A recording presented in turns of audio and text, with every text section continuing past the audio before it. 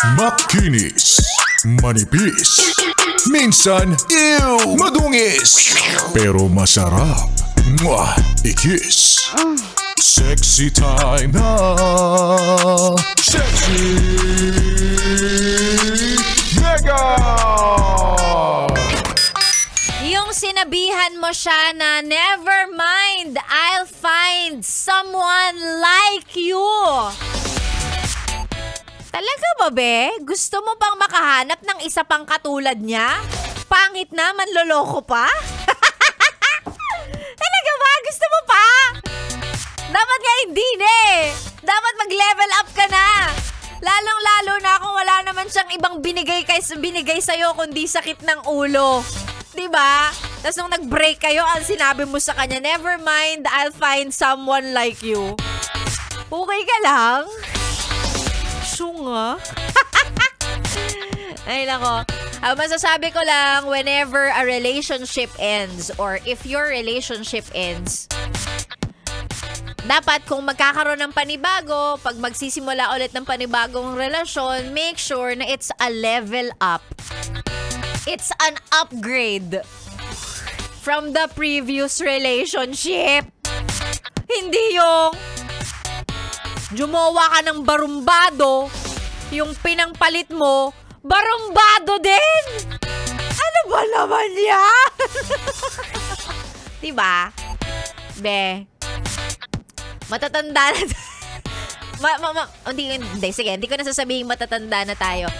Matured na tayo dapat mag-isip. Dapat yung mga relationship natin, ang bigay niyan sa buhay natin, mga bagay o dahilan para mas lalong maging masaya tayo. Hindi yung ikaka-stress natin. Diba? Ganun dapat. Kaya kung yan jowa mo, ini-stress ka, lagi kang pikon, lagi kang galit, laging mainit ang ulo mo, be, ano na? Tapos bankrupt ka pa kasi laging hingi siya ng hingi sa'yo. Ay nako, isip-isipin mo na yan. Deserve ba niyan? Deserve ba niyan ng posisyon at papel sa buhay mo?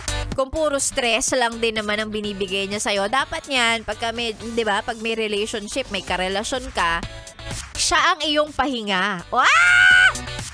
Siya ang, kumbaga, dagdag at nagbibigay ng inspirasyon sa'yo. Ganun dapat.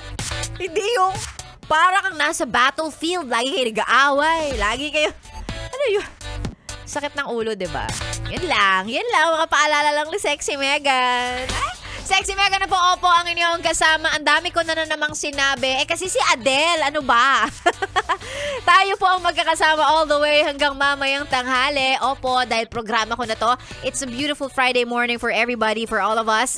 Thank God it's Friday in English. Salamat Jesus at Biyernes ulit in Tagalog. Pag mas maikse, shabu. Salamat Jesus at Biyernes ulit. Yun, ang shabu na legal. Ang shabu na dapat meron ka. Kasi dapat grateful ka. Ganon! Yun ang ibig sabihin bago tumawag ng pideya. Babatukan kita.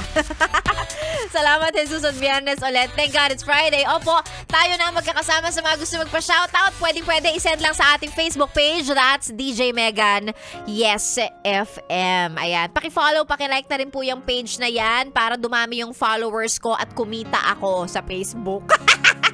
Ang honest. Sexy Megan na po ang iyong kasama. This is 101.1 Yes FM. Solid!